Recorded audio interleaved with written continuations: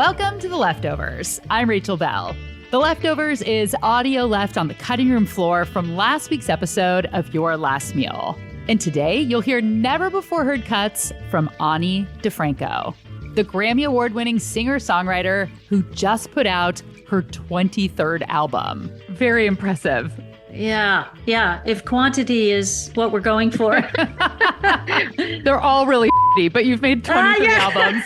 Exactly. Ani takes off on a big US and UK tour today. On last week's episode of Your Last Meal, Ani talks about why she shaved her head when she moved to New York City as a teenager, her love for strong flavors like anchovies and black licorice, and her theory on why she is only 5'2". If you missed it, I advise you to go back and listen to that episode first. But if you're all caught up, here is a lightning round with Ani DiFranco.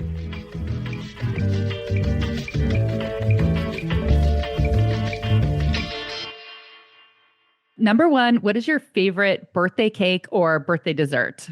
Well, our classic birthday cake that I make most birthdays is a lemon poppy seed cake. Oh, do you do a loaf or more of a cake? A bundt cake with a glazed, powdered sugar icing and extra poppy seeds, extra lemon, buttermilk. That sounds so good. And no drug tests after that. Yeah. Right. What is your favorite holiday food or like a nostalgic holiday food that's beloved in your family? Let's see. We've been getting into holiday cocktails. And, there's a new one every season around here. We make a homemade ginger juice, where you just cook ginger and sugar and lemon. And it's super, super spicy. It's almost, you could make a ginger ale from it, or you can make a cocktail.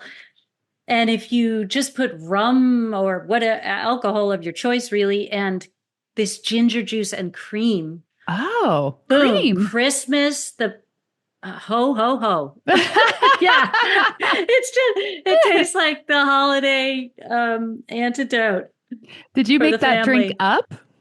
Yes, that was one of and then what was the latest one that we did here the other day? And we're like, oh, this has got to be the drink of Christmas this year. We found this cider distillery a few blocks from our house in a warehouse. You could just go and sit in the warehouse, which is not air conditioned. So if you go when it's not too hot and you sit there and you drink this delicious cider, including a pear cider they make but we put a little cinnamon syrup in the cider and it was just like instant Christmas.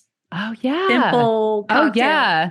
Is it hard cider or regular cider? Hard, yeah. Okay. Hard cider, yeah. So you guys make a lot of your own simple syrups and like little potions and things like that.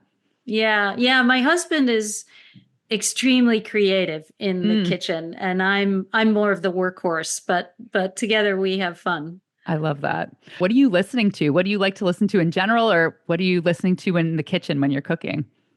Well, in the kitchen, it's often I have a 17-year-old daughter and when she's studying or just hanging out in the kitchen, I love it when one or both of my kids sits at the kitchen counter and does their homework while I'm cooking and we can hang out. And when my daughter is there, she puts on the slow jams, sort of ambient, do your homework music. When I hear slow jams, I think like Between the Sheets. Right. No, that's not the right word. What's it called? I don't know. You know what I'm saying. Like ambient music, no words no words, just like a steady trip hoppy beat. I know that's another 90s term. No vocals. Yeah. So there's a lot of that in the kitchen. I don't know. Bon Iver just released a couple of tracks. I just love Justin's music, so I'm spinning those lately. Do you and your kids have music in common at all? Yeah, no, that's another thing we've always sort of done as a family. My daughter's got, I think, great taste in music, very expansive taste in music, and she turns me on to things. I mean, I think she was a fan of Billie Eilish before anybody, and turned me on to her and, et cetera, et cetera. And my son, I have an 11-year-old son, and he goes into the pop, whatever is out there on YouTube, what's crunk or what's like super distorted I have blown no out. idea. Yeah. See, I'm forgetting all these terms, but his musical tastes are maybe unique in our family. And most people are, go away. Take that somewhere else. Does he tolerate the rest of the family's music? He does. He listens to our music, but he tolerates the pop, the candy pop or whatever that none of us are into. One time I was working on some of my music. I think I was listening to actually a very old track from early 90s, and he was in the room. And you know how you can just feel, especially what your children are feeling? He was not impressed. Oh. With mommy's little song. Oh, that's so sad. Is there a dish that you think your kids, when they're grown up, they'll associate with you? Like, this was the thing that my mom made and I love it and I'm going to make it too. Well, my daughter, she's said that she wants to learn how to cook everything, but she doesn't really, not from me anyway. She doesn't want to like stand around and have me tell her more things, So, but one thing that she has already learned and perfected is a puttanesca pasta. Nice. So yeah, it's pretty cool. As a teenage girl, sometimes she'll have her friends over for sleepovers and she'll make a puttanesca, Amazing. And they're all like, whoa, what is this? Speaking of anchovies. Yeah, I know. I'm trying to think, like, we would just eat garbage in high school or a lot of like grilled cheese. But yeah, that's impressive. I feel like kids these days, like, with the Food Network and Instagram and food, like there's a lot more sophistication for younger people. They know a lot more than we did. Yeah, totally. And my daughter and I both save recipes from Instagram all day long. But have we made any of them? I know. No. I know. Someday. I know. My friends and I want to have a dinner party where we make only weird TikTok trend foods. Yeah. I think there was one, it was watermelon with mustard, like all those random things. Because you just save things, and you never go back. Last question. What's on your rider? Oh, nothing. Yeah. I keep it pretty simple out there, coffee, water, a beer. Stay hydrated.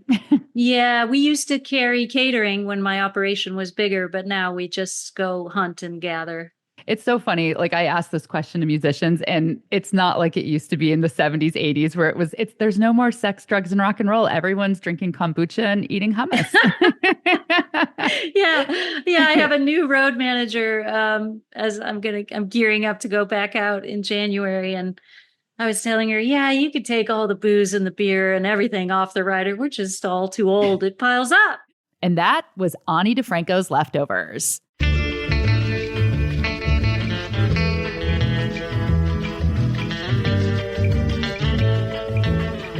The Leftovers and Your Last Meal are both products of Seattle's Cascade PBS. Make sure you're subscribed in your podcast app so you never miss an episode. This episode was mixed and mastered by Sarah Bernard, original theme music by Prom Queen, and the show was created, hosted, and co-produced by me. I am very excited to report that Your Last Meal is now available on Alaska Airlines in-flight entertainment. I got to handpick some of my favorite episodes to keep you company. And pretty soon, you'll also be able to watch my Cascade PBS TV show, The Nosh. If you would like to hang out in person, there are only a few spots left in my cooking class at Seattle's Hot Stove Society. That is on January 25th, and we'll be making 5 of my favorite recipes from my new cookbook, Open Sesame, including my falafel spiced tahini deviled eggs with crispy chickpeas and miso chocolate whoopie pies with tahini whipped cream. I'm also doing a book talk at the JCC in Mercer Island, Washington on February 2nd. You can get tickets to both of those events by going to the link in the show notes or click on the events page at hellorachelbell.com. I'm Rachel Bell, and this is The Leftovers.